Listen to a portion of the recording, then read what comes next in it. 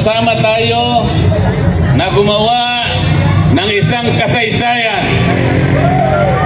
Wala pa pong nagpatawag na rally na isang kumakandidatong senador na sinuportahan ng ganito karaming mga tao.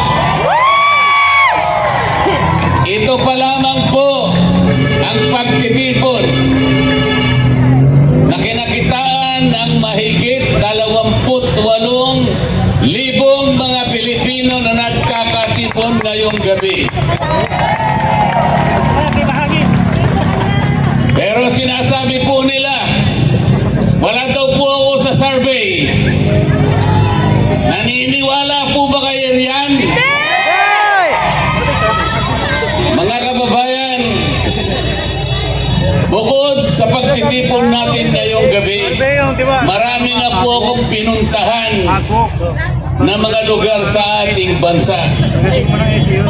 Kahit sa Mindanao, sa Davao, sa Agusan, sa Caraga Region, sa Visayas, sa Cebu, sa Iloilo, Negros, dito naman sa Luzon, Batangas, Laguna, Quezon, Rizal, Cavite. Napakainit po ng pagtanggap ng ating mga kababayan. Sa gabing ito, marami rin pong galing sa iba't ibang lugar. Hindi ko po alam kung paano ko kayo pasasalamatan. Ang tanging nalalaman ko lamang po, kayo'y nakikiayon upang gumawa tayo ng isang bagay para sa ating bansa. Napakahirap po ng kalagayan ng ating bansa ngayon. Ang presyo po ng pangunahing bilihin halos hindi na po kayang abutin ng marami nating kababayan. Lalong-lalo na po yung presyo ng pagkain. Ang buong akala ko po, nung gumawa yung kongreso ng Quadcom, ang buong akala ko po ay gagawin namin ang dapat namin gawin. Halimbawa, dahil sa problema at hamon sa ating bansa, akala ko ang uunahin namin kung paano natin ibababa ang presyo ng bilihin sa ating bansa. Sapagkat ito ang pangunahin na problema ng ating mga kababayan. Pero hindi po ganun ang nangyari. Gumawa sila ng isang napakalaking komite, kung tawagin nila Quadcom. 4 na hiwa-hiwalay na komite na ginawa nilang isa para palakasin, para magiging influential. Ang buong akala ko ay haharapin namin ang napakaraming hamon na kinakaharap ng ating bansa. Ang nangyari, hindi po ganun. Alam na po ninyo kung anong nangyari. Ang ginawa po nila ay pamumulitika sa ating bansa. Inuusig nila yung dating Pangulo ng ating Republika. Ang sabi ko po sa kanila, hindi po tayo ang dapat gumawa nito. Kung inaakala po natin na ang isang tao, maging yan ay managing presidente, kahit sino, kung naniniwala tayo na siya'y nagkasala sa batas, kailangan po nating dumaan sa mga patakaran ng ating batas. Dapat po pumunta kayo sa piskalya. Ang piskalya po ay bukas. Yan po ang patakaran. Meron po tayong mga korte. Yan po ang patakaran para usigin, asuntuhin kung sino man ang nagkasala. Sapagkat ang Kongreso po ay hindi piskalya. Yan po ang sinasabi ko sa kanila. Ang Kongreso po ay hindi hukuman. Nagpasikat po silang lahat sapagkat pamumulitika ang inuuna nila. Bumaha ang maraming panig ng Metro Manila. Bumaha ang Bicol Region. Mahigit pong 300 bilyon ang ginamit sa mga flood control. Akala ko po ang Quadcom uusisain lahat ito. Hanapin natin kung saan napunta ang perang ginasta para dito. Ayaw po nila yon. Ang gusto nila ay usigin nila ang dating Pangulo. Pagkatapos gumawa pa sila ng isa pang komite. Ang uusigin naman nila ay yung pangalawang Pangulo ng ating bansa. Kahit walang batayan, kahit mali ang pamamaraan, ayun po, nakita na ninyo kung anong nangyari. Bago magsara ang Kongreso, pinilit nilang i-transmit yung impeachment complaint sa Senado. Ang gusto po nilang mangyari, mawala ang Vice President. Puro kaguluhan, puro pagkakabahagi ang gusto nilang gawin. Mahigit 230 o 240 na mga congressmen and congresswomen ang pumirma.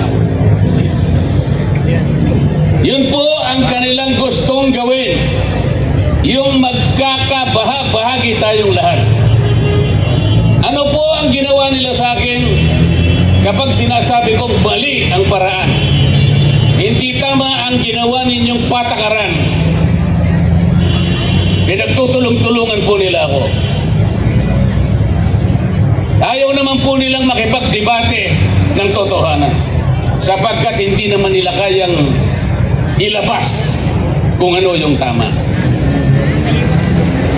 Ganun po ang palagi nilang ginagawa.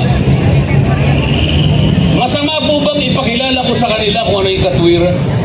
Masama ba na turuan ko sila sapagkat meron naman ako ng konting nalalaman tungkol sa batas? Yun nga ang mga chairman ng Quadcom, wala nga pong abogado ron kahit isa. Kung tinuturo ko sa kanila yung dapat gawin, sapagkat ito ang tama, ganito ang dapat nating gawin sapagkat nakikita tayo ng taong bayan. Kayo pong lahat na nandirito ngayon, nakikita nyo yung pamamaraan kung paano ang ginagawa nila. Tatawagin nila yung mga tao, pagtatatanungin nila ron, ang kanilang layunin ay gumawa ng batas. Nagpapatulong na gumawa ng batas. Ngunit, kapag nandun na yung mga taong tinatanong, tatakutin nila. At kapag hindi sila sumagot ayon sa gusto nilang marinig, ikukulong po nila yung mga tao. Ganito na po ang kalagayan ng House of Representatives. Alam po kung nasaan, nandyan po lang katabi natin. Kapag ako po ay nagsasabi sa kanila, puro panggugulo ang ginagawa nila. Pati po, nakita po ninyo yung hopya na kinakain ko. Kung anong ginawa nila. Pati yung hopya na kinakain ko, inagaw nila sa akin. Nang dahil lamang sa pagtatanggol sa karapatan ng katwiran, pagtatanggol sa katotohanan.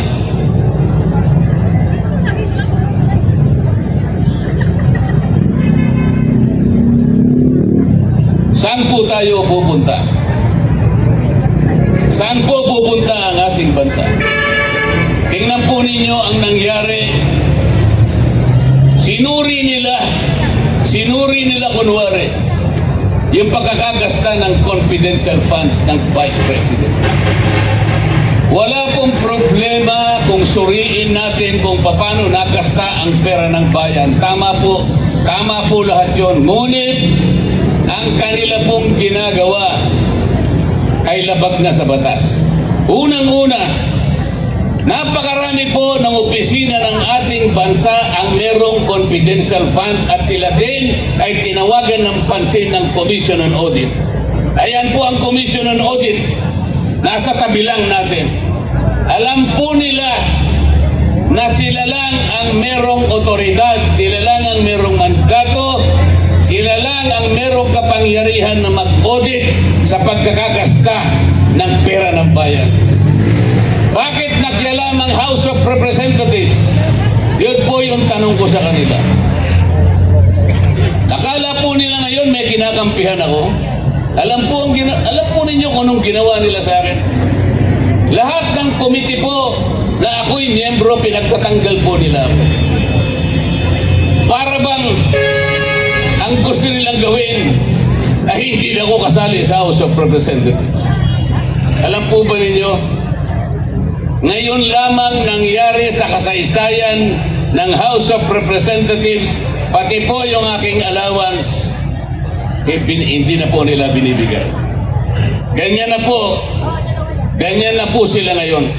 Kaya ang tanong ko po sa inyo, saan pupunta ang ating bansa? Napakataas po ng presyo ng kuryente sa ating bansa. Ano po yung palagi kong sinasabi sa kanila? Pagbigyan naman ninyo ako na marinig yung 10 panukalang batas kung paano natin ibababa ang singil ng kuryente sa ating bansa. Ang singil po ng kuryente sa ating bansa ang pinakamataas sa buong Asya. Yan po ay taliwas sa pangunahing layunin ng batas na ginawa ng Kongreso 24 na taon nang nakararaan. Ano po yung layunin sa batas ng kuryente na ginawa noong 2001? Ang layunin po ay idulot ang kuryente sa lahat ng mamamayang Pilipino sa murang halaga. Taas po yung kamay na nandito ngayon na magsasabi sa akin na mura ang kuryente dito sa ating bansa. Mahal! Sobrang mahal! Kung ganon, yung layunin ay hindi po natupad. Pagkatapos ng 24 na taon, patuloy na nilalabag ang batas na ito sapagkat napakataas ang kuryente sa ating bansa. Saan tayo pupunta? Ang senador po, yung tunay na senador, kung gagamitin niya ang kanyang kapangyarihan na pinagtitiwala ninyo sa kanila, meron siyang kakayahan na baguhin ang kalagayan ng buhay ng mamamayan kung gusto niyang gawin at kung alam niyang gawin. Paano niya gagawin? Kung hindi naman siya nakahanda para gawin yun, kung wala naman siyang kakayahan na gawin ang itiniwala ninyong kapangyarihan sa kanya. Kapag ka po ikaw ay senador, tungkulin mong gumawa ng batas na makakatulong, makapagpapabago sa buhay ng mamamayan ng ating bansa. Paano mo gagawin yun kung wala ka namang kaalaman? Ang problema po, tatapatin ko po kayong lahat. Ang problema po, sa napakahabang panahon ng eleksyon dito sa ating bansa, basta sikat lang siya, yun na yung iboboto natin. Yun lang. Basta sikat lang. Basta nakakagawa ng pelikula. Bakit ganito po ang kalagayan natin? Babalik-balik na yung marami sa kanila. Alam po ninyo yun. Nang dahil sa kasikatan lamang, hindi man lang ninyo tinanong. Paglapit po nila lalapit na naman po sila sa inyo ngayon. Pwede ba itanong ninyo sa kanila? Ano po ba ang gagawin ninyo? Karapatan po ninyo na itanong sa kanila kung may kakayahan.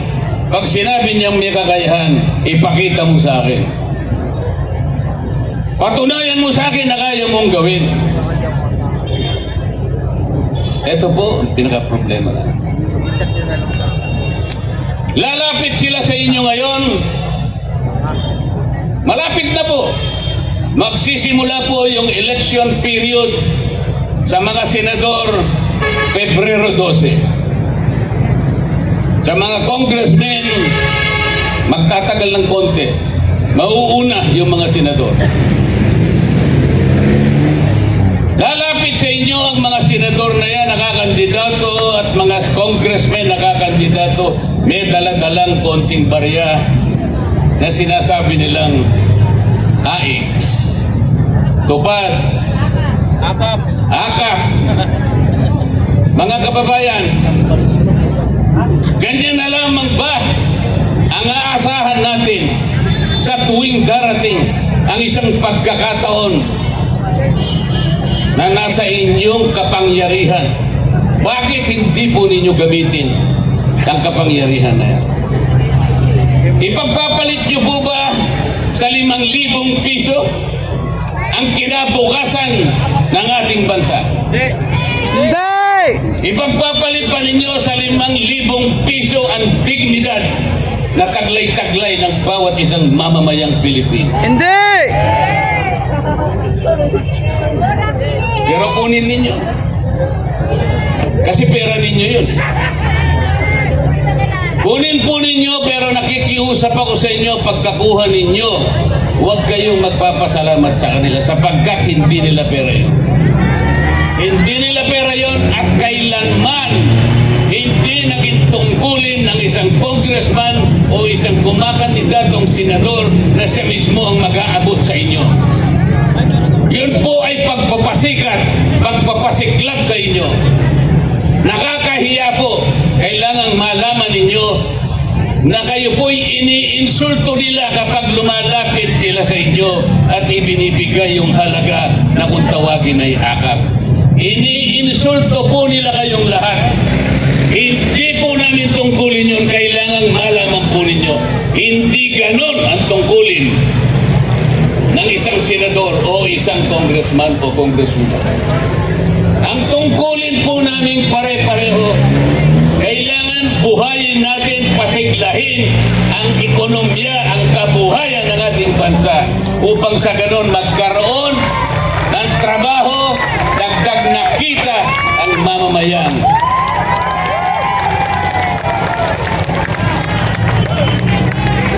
Huwag kayong papayag. Huwag kayong papayag. Ang isang pamilyang Pilipino kahit mahirap, hindi niya gugustuhin na mananatili siyang mahirap. Ang isang Pilipino ay merong dignidad. Ayaw niya yung palagi na lang na binibigyan siya ng ayuda. Napipilitan lamang siyang kunin dahil sa pangangailangan. Sapagkat hindi ibinigay ang mga kondisyon para siya'y makapagtrabaho. May karangalan at dignidad ang Pilipino. Gusto niya pagdating ng tamang panahon, makahulagpos siya sa gapos ng kahirapan. Hindi siya papayag na ipamana sa kanyang pamilya ang kahirapan na matagal niya nang tinataglay. Huwag kayong papayag na manatili ang ganitong kalagayan. Huwag ibuto ang buhaya! Piliin na po ninyo utang na loob. Nasa kamay po ninyo, nasa kamay po ninyo. Pumili na po kayo. Napili na kami. Nakapili na kami! Marcoleta. Marcoleta! Kasi po pag hindi kayo pumili, wala po kayong karapatan na umasa na may pagbabagong mangyayari pa sa ating bansa.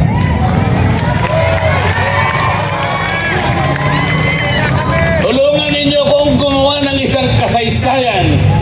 Iguhit natin ang isang kasaysayan. Pangangako sa gabing ito, kung kinakailangan ay panumpain natin.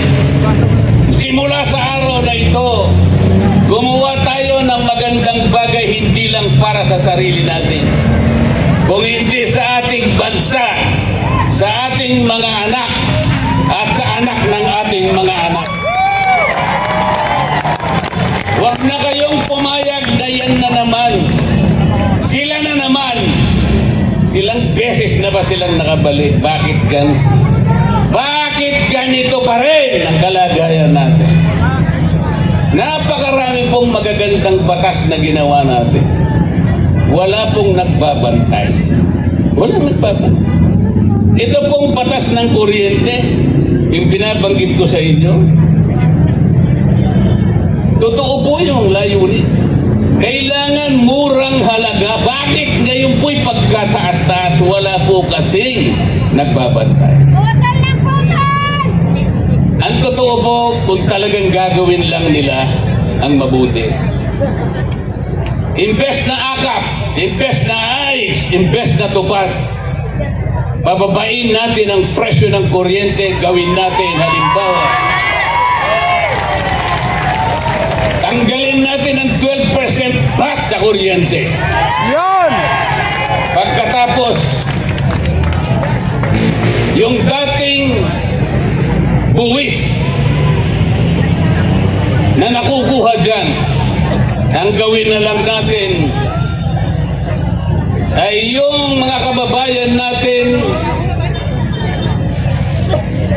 na nagbabayad ng kuryente sa isang buwan 2,000 pababa. Kinakailangan ilibre na yun. Yun ang tunay na akap. Kesa magbayad ka ng buwis, kukurakutin lang. Bago nila kurakutin, ibigay na lang natin na libre from 2,000 pababa.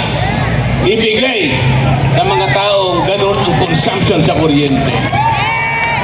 Ang mabebenepisyo po nun pag ginawa natin, magagawa naman eh.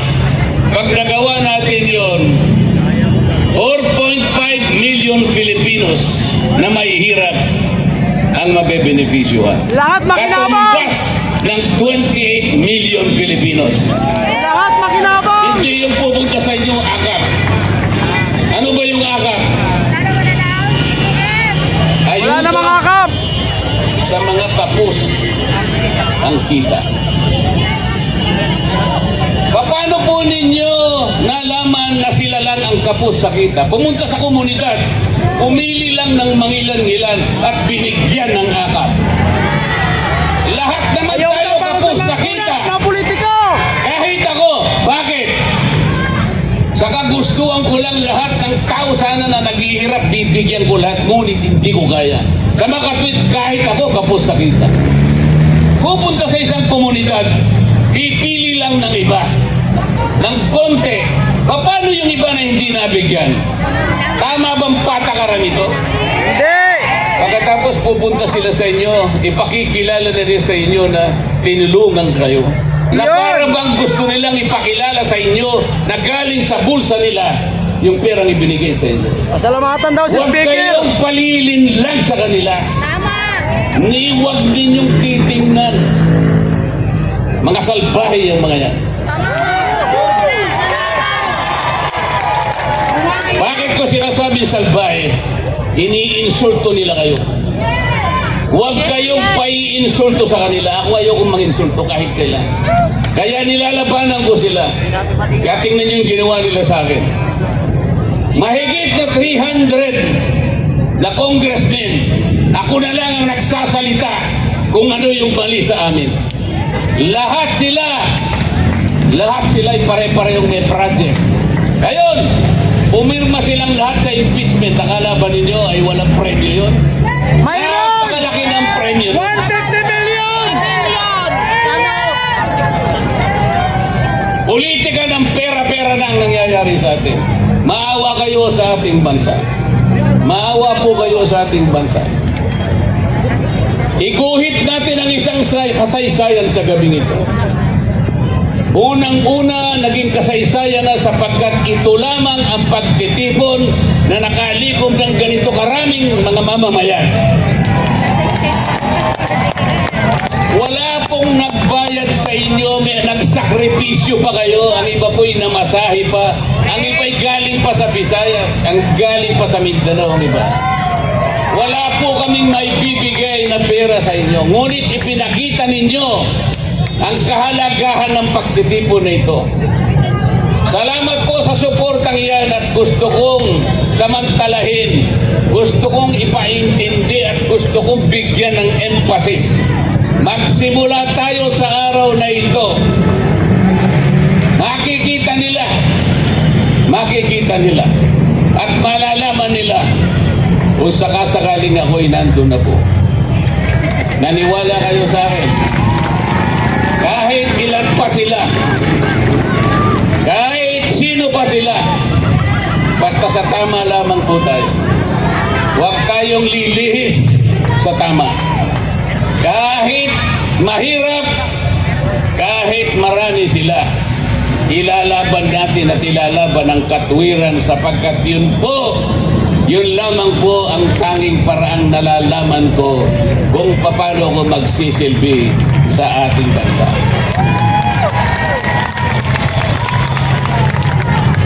Bago po ako magtapos, gusto kong pag-isipan ninyo. Kilala ninyo ngayon kung sino yung nasa Senado.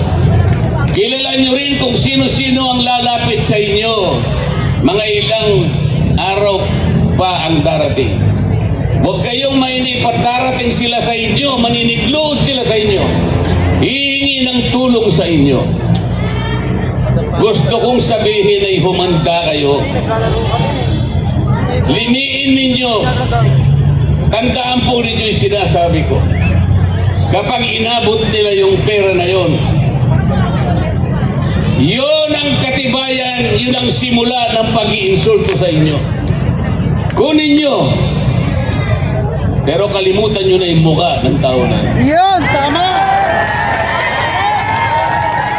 Para sa ganun po ay magkaroon ng pagbabago ang ating Senado. Hindi man lahat makapaglagay tayo doon kahit isa lang. Kahit isa lang.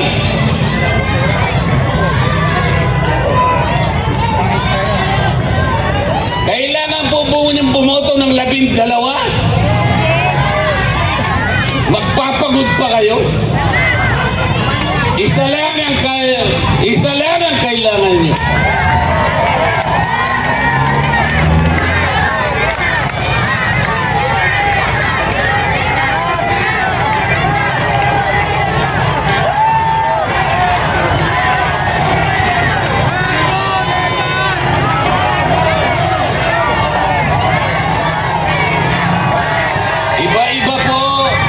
Iba-iba po ang katauhan ng ating Senado ngayon. Merong ganito, may ganyan, may ganun at may ganun.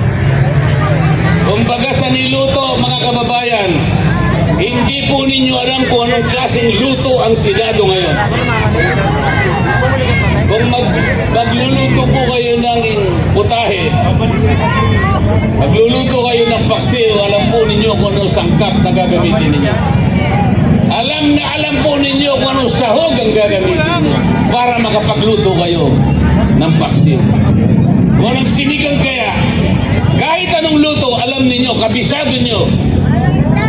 Adobo, alam ninyo kung anong kakailanganin ninyo. O kung titignan mo ang Senado ngayon dahil iba-ibang sangkap, iba-ibang sahog sila. Anong klaseng luto ang Senado ngayon? Halo-halo! Chapsoy!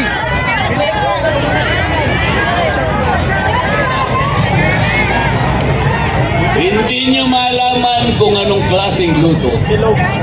Kapag ang niluto ninyo ay hindi nyo maintindihan, napakahirap pong kainin. Samantalang silang magsisilbi sana sa inyo. Ibig ba ninyo sabihin, ilalatag sa inyong mesa ang isang pagkain na hindi nyo alam kung paano niluto ito? Iba-ibang sahog, iba-ibang sangkap. Paano mong kakainin ito? Ano pong kaugnayan ng lahat ng ito sa aking sinasabi ngayon? Bakit gusto kong pumunta sa Senado kahit sa ngayon ay hindi natin malaman kung anong klaseng luto ito? Bakit? Para sa ganon, kahit ano pang luto ngayon ito, pagdating ko doon ay magkakaroon ng isang magic sarap. Magkaroon man lang ng lasa itong luto na hindi natin malaman kung ano ang pangalan. At baka doon ay magsimula. Sapagkat nagkaroon kahit anong lasa, may lasa. At mula sa lasa na yan, mga kababayan, magsisimula ang pag-asa.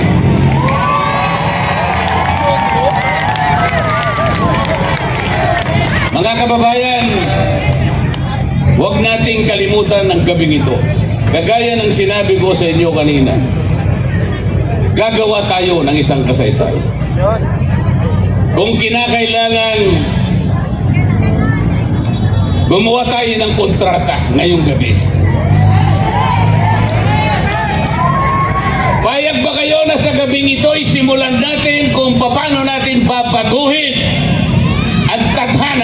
ating bansa. Magsisimula po tayo sa isang tao lamang, pwede na po yun. Basta kailangan lang magkaroon ng magic sarap. Tama po? Bago po ako magtapos, gusto kong tawagin yun pong mga nominado ng aking party list na iiwanan ko sa House of Representatives. Kasi po kung ako'y dadalhin nyo na sa Senado, iiwanan ko po yung party list sa GIP na sa maraming panahon ay nakatulong din po ng pagbibigay ng kahit konting tulong sa ating mga kababayang ni-represent namin, lalong-lalo na po yung kababayan nating may hirap. Ang sa GIP party list po ay matagal na po nung nagsilbi sa Kongreso. Gusto ko lamang pong tawagin yung 3 nominees po para makilala din ninyo at sana'y sila po ay huwag na rin yung pabayaan. Kahit ako'y aalis na sa House of Representatives, sila sana'y panatilihin natin na makapagsilbi pa rin sa inyo.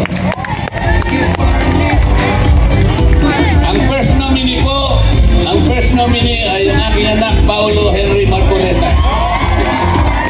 Ang pangalawang nominee po ay si Jopel Balmosina, anak po ng ating Yusek Chito Balmosina. Ang pangatlo po ay si Andy Ryan Pason, isa pong kasamang leader ng mga pinagsama-samang mga cooperative dito sa ating bansa. Sila pong tatlo ang aking pinagtiwalaan na kapag ako po'y aalis na dito sa House of Representatives, sila naman po ang aking pinagtiwalaan para ituloy po nila yung naging layunin namin kung bakit namin itinatag ang Sagip Party List. Maraming salamat po sa inyong lahat. Utang na loob ko po ang pagsama ninyo sa gabi ito. Sana'y magtuloy